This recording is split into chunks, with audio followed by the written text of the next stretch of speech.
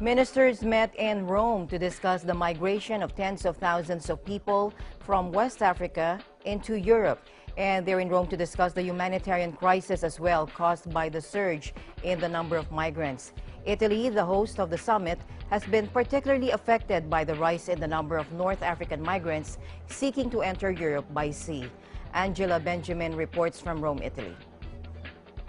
A ministerial meeting got underway in Rome to discuss the migration of tens of thousands of people every year from West Africa into Europe after a hazardous crossing of the Sahara and then the Mediterranean.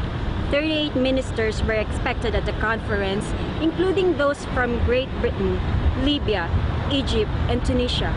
One of the goals of the conference is to establish concrete ways in which to manage the flow of migration.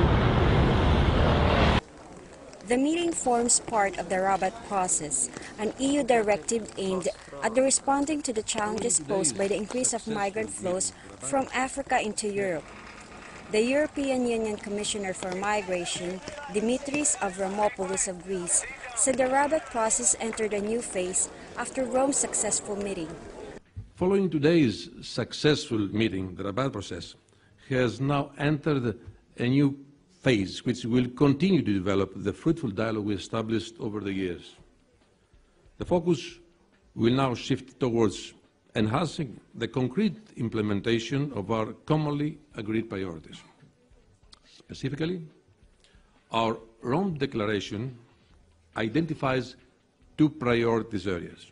First, strengthening the link between migration and development, and second, prevention of and fight against irregular migration. On October 31, Italy finished its Mare Nostrum mission that saved more than 100,000 migrants coming to Europe, fleeing war, poverty, and human rights abuses in Africa. 21 European Union countries are contributing to a smaller mission called Triton, overseen by Border Control Agency Frontex, which will patrol 30 nautical miles off Italy's coastline. The Mare Nostrum naval mission started a year ago after more than 360 people, mostly Eritreans, drowned when their boat capsized a mile from the southern Italian island of Lampedusa. Everybody safe. Stay quiet. Stay down.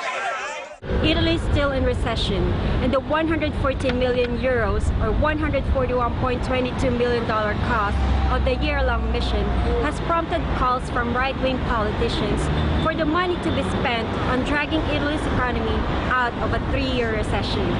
Reporting from Rome, Italy, this is Angel Regado Benjamin for Eagle News.